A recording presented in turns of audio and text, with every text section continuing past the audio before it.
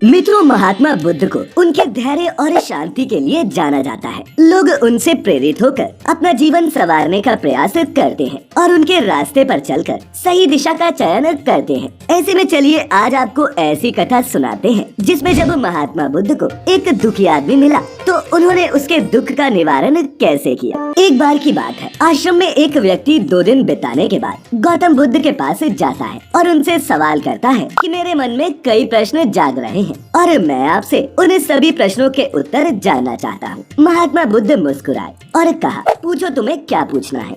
व्यक्ति ने कहा कि मैं जीवन से बिल्कुल भी खुश नहीं, दुखों के पहाड़ ने मुझे घेर रखा है, मेरी जिंदगी में कुछ भी अच्छा नहीं घट रहा, सब कुछ गलत ही गलत हो रहा है। ऐसे में आप मेरे प्रश्न का उत्तर देकर मुझे इस परेशानी से बाहर निकालकर मुक्त करें। बुद्ध ने उस व्यक्ति की सारी बातें सुनी और फिर उससे ही प्रश्न किया कि बताओ तुम्हारे इस दुख का कारण है क्या, ऐसी कौन सी बात है जिसने तुम्हें इतना व्याकुल बना दिया है। महात्मा का प्रश्न सुनकर व्यक्ति कुछ देर तक तो सोच विचार करता रहा, फिर वो बोला कि मैं आपसे उत्तर मांगने आया हूँ और आप मुझसे ही सवाल करने लगे। तब भगवान बुद्ध ने कहा कि हर व्यक्ति को खुद ही उसके दुख का कारण पता होता है। जब तुम्हें ही अपने दुख का कारण नहीं पता तो फिर मैं इस बात का उत्तर कैसे दे पाऊंगा। फिर उस व्यक्ति ने कहा, बुद्ध आप तो ईश्वर हैं, सब कहते हैं कि आपको सबके बारे में पता है और आप इस सबकी परेशानी का कारण भी जानते हैं। उसकी बातें सुनकर बुद्ध ने कहा, तुम्हारी यही सोच तो गलत है। तुम ये सोच रहे हो कि कोई आएगा और तुम्हें तुम्हारी सभी परेशानियों से निजात दिलवा देगा। ऐसे में तुम गलत हो, क्योंकि तुम्हारे अलावा ऐसा कोई भी नहीं जो तुम्हारी मदद कर सकता हो। तुम्हें लगता है कि अगर मैं बुद्धत्व को प्राप्त कर चुका हूँ तो मैं तुम्हारी सभी परेशानियाँ हल कर सकता हूँ, लेकिन तुम्हें बता दूं कि तुम गलत हो।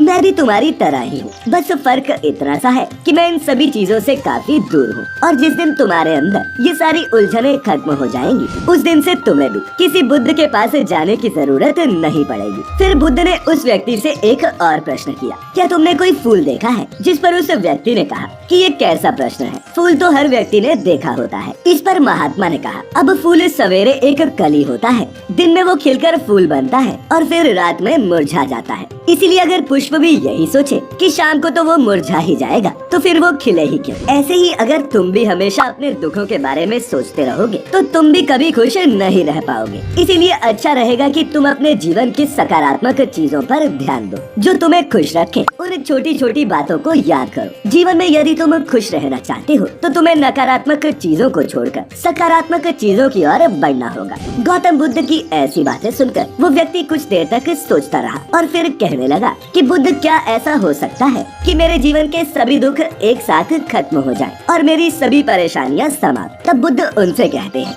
कि यदि कोई तुमसे कहे कि तुम शाम तक मरने वाले हो तो फिर तुम क्या करोगे। क्या तुम अपने दुखों के बारे में सोचोगे। तुम्हें ऐसी कोई भी समस्या याद नहीं आएगी जिसके लिए तुम अभी परेशान हो, क्योंकि तुम जीवन के अपने अंतिम पलों के बारे में ही सोच रहे होगे। अचानक ही तुम्हें लगेगा कि मृत्यु के आगे ये सब तो व्यर्थ है, क्योंकि जीवन में इससे बड़ा कोई सत्य है ही नहीं। उस आदमी ने महात्मा को बीच में ही टोकते हुए कहा, तो आप क्या चाहते हैं कि मैं दिन भर यही सोचता रहूं कि मैं मरने वाला हूं और ऐसा करने से क्या मेरी समस्याओं का अंत हो जाएगा। तब बुद्ध ने कहा, नहीं, तुम ऐसा बिल्कुल मत सोचो। तुम्हें सिर्फ ये सोचना है कि तुम जब तक दुनिया में रहोगे तब तक खुश होकर रहोगे, क्योंकि अगर तुम्हारा मन नियंत्रित नहीं होगा तो तुम्हारी इच्छाएं बढ़ेंगी। बस इन इच्छाओं पर काबू पालो, तुम सफल जरूर होंगे। महात्मा की ये बात सुनकर व्यक्ति फिर बोला कि मुझे ये बताइए कि मन तो चंचल होता है, अतः मैं इस पर काबू कैसे पाऊँ। इस पर भगवान बुद्ध बोले कि पहले तो तुम्हें खुशी और दुख में अंतर जानना होगा। खुशी के समय ज्यादा खुश न हो और वही दुख के समय ज्यादा दुखी न हो। अभ्यास के द्वारा अगर ये पता करने की कोशिश करोगे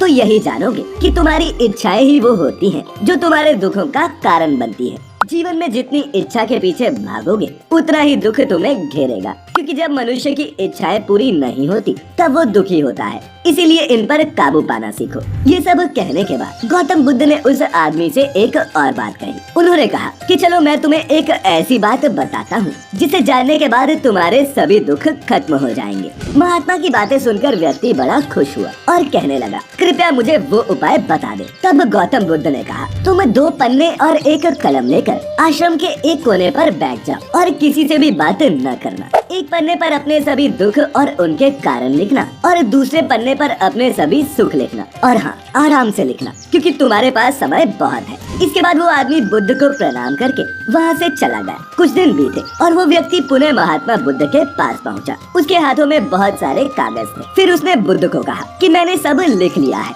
महात्मा उसकी बात सुनकर मुस्कुराए। फिर महात्मा ने उसे पहले दुख वाला कागज पढ़ने को कहा। व्यक्ति ने कागज पढ़ना शुरू किया। मेरे सारे भाई अमीर हैं और मैं गरीब, क्योंकि मैं काम करने से डरता हूँ, दिन भर आराम करता हूँ और दूसरों से तुलना करता रहता हूँ। दूसरा, मेरे पड़ोसियों ने बहुत सा धन बचत के तौर पर रखा है, लेकिन मेरे पास बचत के नाम पर कुछ भी नहीं। इसका कारण ये है कि मैं मेहनत कम करता हूँ और इसीलिए थोड़ा कमाता हूँ, लेकिन मेरे खर्चे ज्यादा हैं, क्योंकि मेरी संगति गलत है। तीसरा, मेरी स्त्री बीमार है। पैसे न होने के कारण मैं उसे वैद्य के पास नहीं ले गया और ये भी सोचता रहा कि जब वो मर जाएगी तो मैं किसी दूसरी स्त्री से विवाह करूंगा। चौथा, मेरे मन में ये ख्याल चलता रहता है कि अचानक से काश मुझे बहुत सारे धन की प्राप्ति हो जाए, मैं बहुत अमीर बन जाऊं, लेकिन ऐसा नहीं हो सकता। ये जानकर मैं दिन रात मदिरा का सेवन करता हूँ। हालांकि मेरे पास इतने पैसे नहीं होते कि मैं ये सब रोज रोज कर सकूं, लेकिन फिर भी मैं ये सब करने के बहाने ढूंढ लेता हूँ। व्यक्ति कागज पढ़ता पढ़ता रोने लगा